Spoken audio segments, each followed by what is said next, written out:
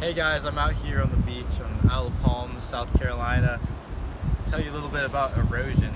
Most people think erosion is this process that takes like a really long time to make even the smallest changes, which is sometimes the case as far as like rocks and harder materials, but out here on the beach, the sand is so mobile, it's pretty easy to move.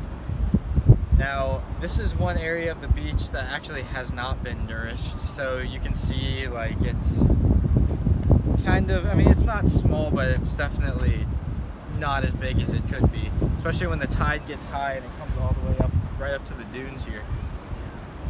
But later we'll take a trip down the beach and see some areas that have been nourished. Out here on the coast, especially the East Coast, the hurricane season is a well-known thing.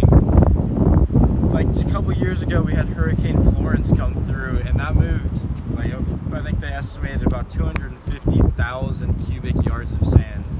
That's a significant amount.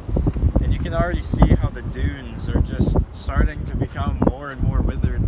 And the dunes are real important because that's the only thing that's protecting those houses right along the coast from the power of the ocean right here.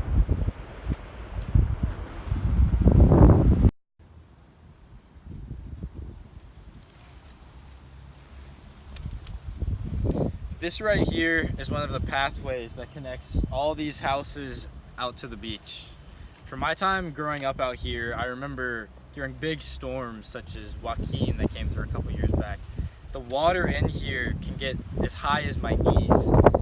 And that's coming from this immense amount of rainfall that comes from big storms, and also the tides here.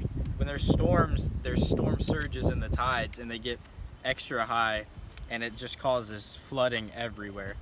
This is important because the dunes are required to stop even more water from coming over into this area that's right by all of these houses.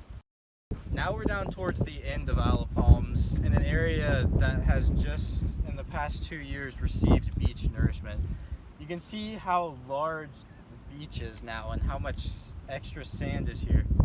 Now, beach nourishment is a process in which these big like sand pumps go offshore, and then they connect to super long like metal tubes that carry like hundreds and thousands of like gallons of sand from offshore and pump it onto the coast to rebuild the beach. And this offers quite a bit of extra protection for all these houses lining the front, and it's the best solution we currently have to fixing this problem of erosion. So why should you care if the beach is being washed away? Well, for one, most people like going to the beach, and so it's of value to them, and it's important that it stays available for everyone.